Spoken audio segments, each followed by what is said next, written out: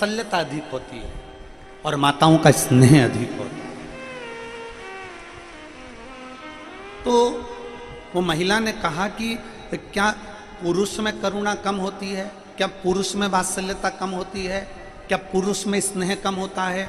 हमने कहा माँ, जब भी बोला जाता है तो लोग कहते हैं कैसा आदमी है, कितना कठोर हृदय है,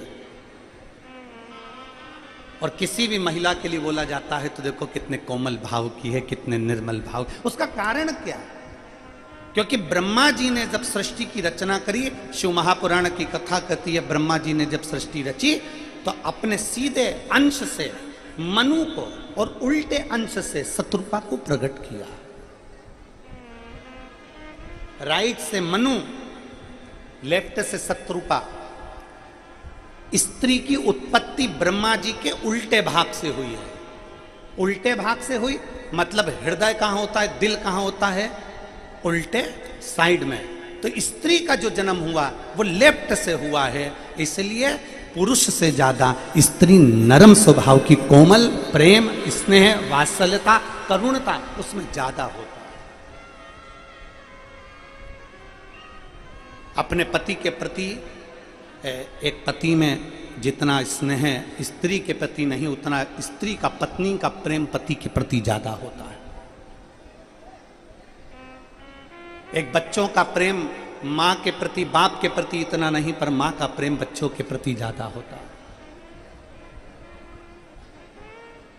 एक सास ससुर का प्रेम बहू के प्रति कम, बेटे के प्रति ज्यादा होता है, पर बहू जैसे ही सास ससुर बीमार पड़ते हैं तो उसकी आंख में आंसू आ जाता है, क्योंकि उसका प्रेम सास ससुर के प्रति भी ज्यादा होता है। एक स्त्री, एक नारी, एक महिला जिसकी वात्सल्यता, जिसकी करुणता, जिसका प्रेम, जिसकी स्नेहता अधिक होती है।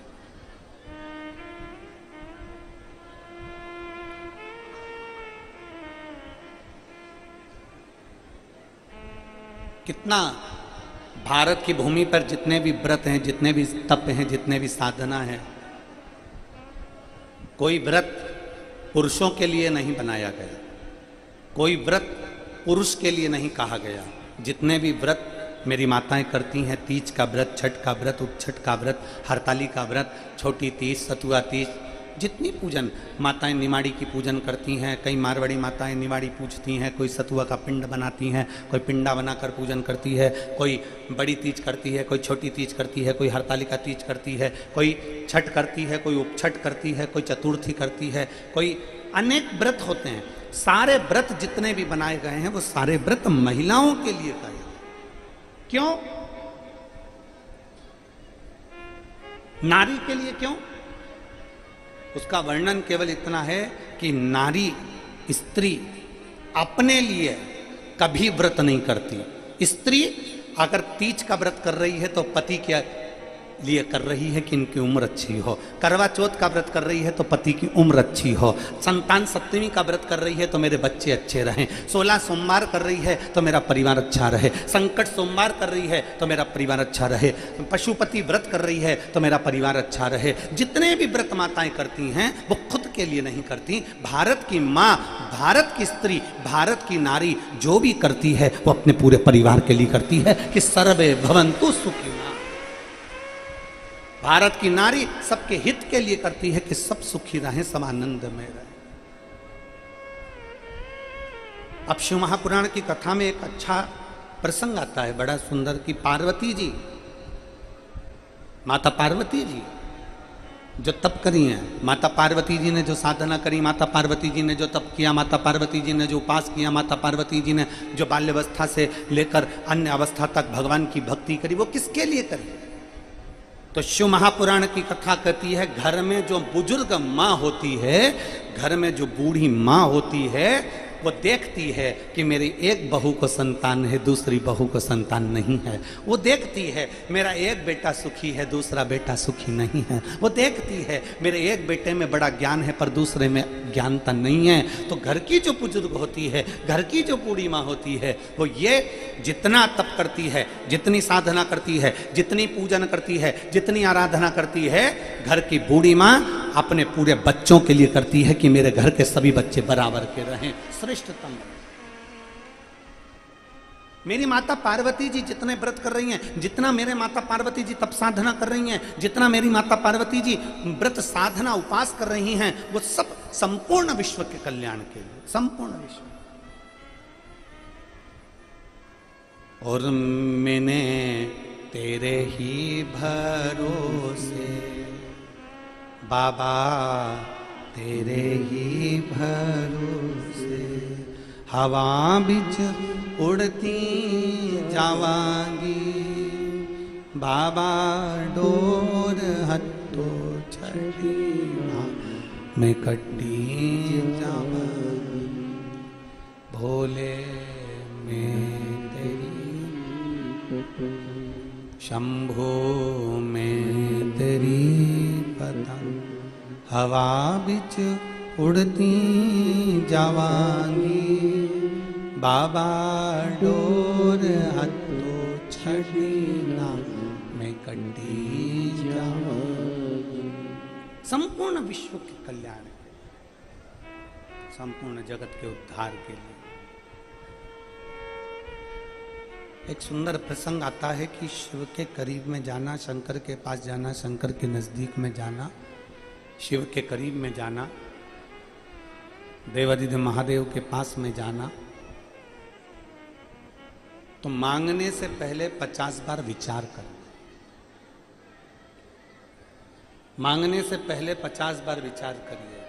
शिव के करीब में अगर जाओ तो मांगने से पहले विचार करिए। शंकर भगवान मेरे शिव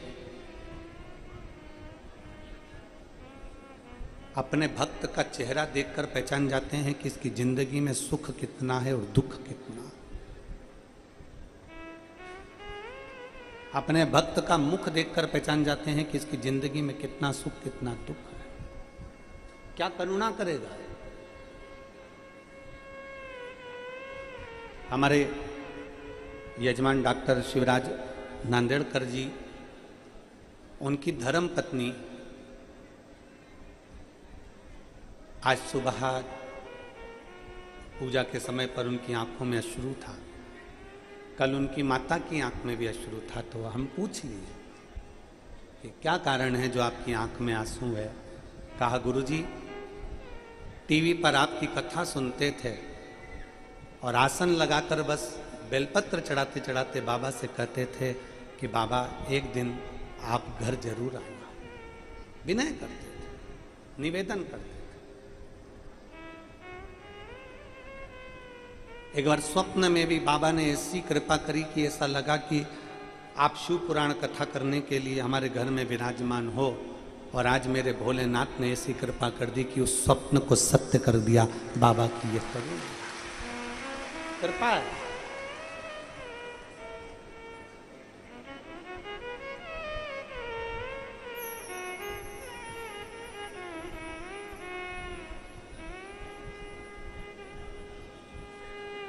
पत्नी और पति दोनों एक मार्ग के मिल जाएं तो समझ लो कि तुम्हारी जिंदगी सार्थक है। प्रभु कृपा है, शिव की कृपा है। पति अलग चले और पत्नी अलग चले, पति का मन पूजन में लगे और पत्नी का मन पूजन में ना लगे, या पत्नी का मन पूजन में लगे और पति का मन ना लगे, तो समझ लो कि कहीं ना कहीं गड़बड़ी हो रही है। हमने पहले भी कथा में कहा, पाँव में जो जूता पहना जाता है वो एक ही नंबर का पहनना चाहिए। जैसे 8 नंबर का इस पाँव में जूता पहन रहे हो तो 8 नंबर का इस पाँव में भी पहनो। अब तुमने 8 नंबर का इसमें पहन लिया और 10 नंबर का इसमें पहन लिया तो ईमानदारी से बोलो बहुत लंबे नहीं चल पाओगे, पाँव में छाले पड़ जाएंगे, कहीं तुम गिर जाओगे, कहीं बढ़ नहीं पाओगे। एक पाँव में 8 नंबर का है, दूसरे पाँव में 10 नंबर का, एक पाँव में 6 नंबर की चप्पल है, दूसरे में 8 नंबर की चप्पल है, बहुत लंबे चल नहीं सकते। पाँव के दोनों जूते दोनों एक नंबर के होना चाहिए कि 8 का ये है तो 8 का ये हो, 6 का ये है तो 6 का ये हो, 5 का ये है तो 5 का ये हो, 9 का ये है तो 9 का ये हो, 10 का ये है तो 10 का ये हो। दोनों पाँव में जूता चप्पल एक ही नंबर का होगा तो बहुत लंबे चल लोगे, अगर नंबर गड़बड़ हो गया तो चल नहीं पाओगे। उसी तरह परिवार में पति पत्नी का भी नंबर एक ही होना चाहिए कि हमको आगे बढ़ना।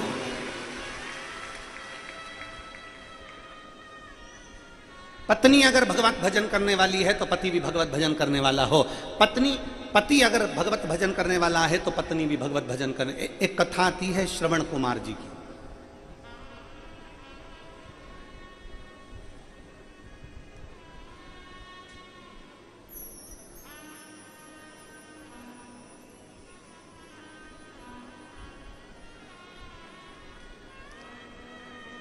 क्या नाम था श्रवण कुमार जी के माता पिता का?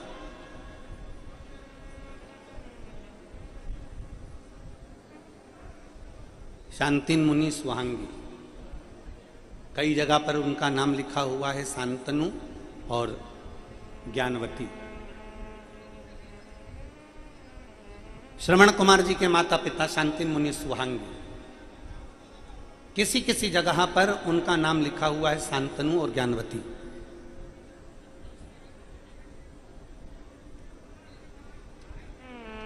आंखें थी कि नहीं थी?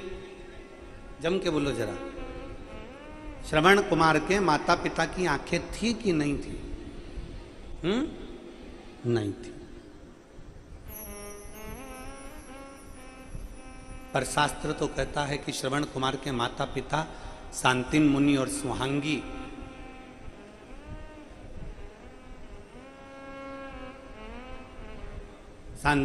शांतनु और ज्ञानवती, इन दोनों की आंखें थी।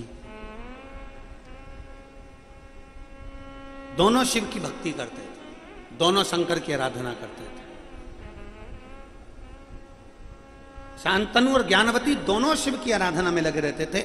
इनका पल पल शिव के लिए होता था, पल पल शिव के लिए होता। दोनों शंकर भगवान की भक्ति में लीन रहते। प्रतिदिन शिवालय जाना, शंकर की भजन करना, पूजन करना, अर्चना करना, सेवा करना लगे रहते।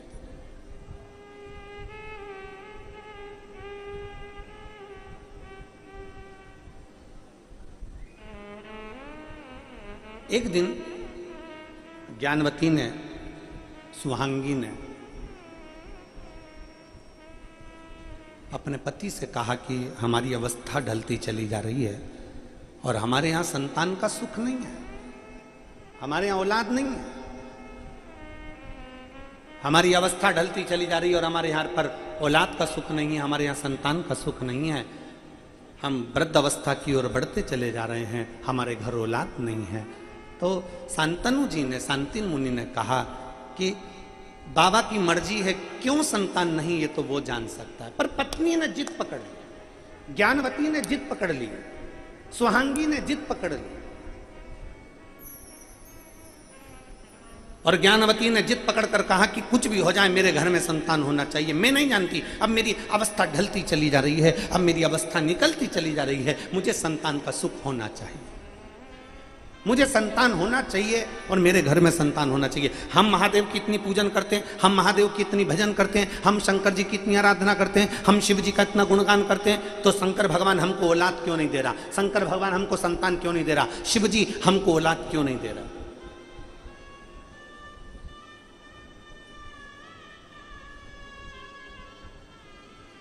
आप में से कई माताएं बैठी है, कई मेरी जीजियां, कई मेरे जीजा, कई मेरी बहनें, कई मेरे बेटा, कई मेरी माताएं, कई मेरी बेटियां यहाँ पर बैठी हुई हैं।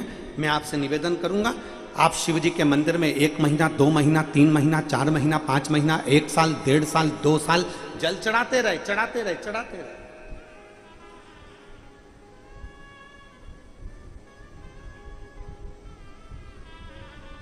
और तुम्हारा काम हो ही नहीं रहा, तुम्हारा काम बहुत लेट हो रहा है। अरे गुरुजी, हमें जल चढ़ाते चढ़ाते इतना समय हो गया, हमें 1.5 साल हो गया, 2 साल हो गया, बाबा हमारी सुन नहीं रहे। हम पशुपति व्रत कर रहे हैं, बाबा हमारी सुन नहीं रहे। हम शंकर जी के मंदिर में झाड़ू लगा रहे हैं, बाबा हमारी सुन नहीं रहे। हम शंकर जी के मंदिर में पोछा लगा रहे हैं, बाबा हमारी सुन नहीं रहे। मेरा निवेदन है, आपका दुख थोड़ा लेट कट रहा है। शंकर भगवान सुनने में थोड़ी लेट हो रहे हैं, पर याद रखना लेट भले होंगे पर जिंदगी आगे लेटेस्ट जरूर होगी। भले लेट हो जाए, थोड़ा समय लग सकता है, थोड़ा समय खिंच सकता है, थोड़ा समय आगे बढ़ सकता है। 1 महीने में बाबा ने नहीं सुना, 2 महीने में नहीं सुना, 3 महीने में नहीं सुना, 4 महीने में नहीं सुना, सुनेगा। जिस दिन पक्के दिल से भरोसा कर जिस दिन विश्वास के साथ में शंकर की गुणगान करोगे उस दिन सुनेगा। शांतनु जी ने, शांतिन मुनि ने अपनी पत्नी से कह दिया अपने घर में औलाद नहीं है, दोनों का बुढ़ापा आने वाला है, संतान का सुख नहीं। शिव जी के मन में कुछ होगा इसलिए वो नहीं दे रहा होगा। पर सुहांगी ज्ञानवती ने कहा नहीं, हम शंकर जी पे जल चढ़ाते हैं, हम शिव जी की आराधना करते हैं, हम शंकर की भक्ति करते हैं, तो हमारे घर में औलाद जरूर होना चाहिए।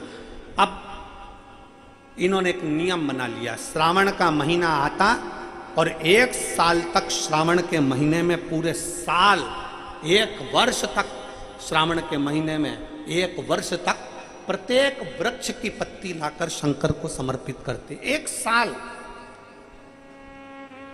साल तक पत्ती लाकर शिव जी को समर्पित करते और 1 साल की जो बेलपत्र मिलती उस बेलपत्र को सुखा लेते, शंकर पर चढ़ी हुई, और उस बेलपत्र को अगले वर्ष खाते और अन्न का भाग ग्रहण नहीं करते, पानी ग्रहण नहीं करते, केवल बेलपत्र को, सूखी बेलपत्र को खाकर अपना सावन का महीना पूरा निकाल देते। अब बड़ी बेचैनी शरीर में होने लगी। अब इनसे ज्यादा बेचैनी मेरे देवाधिदेव महादेव को होने लगी।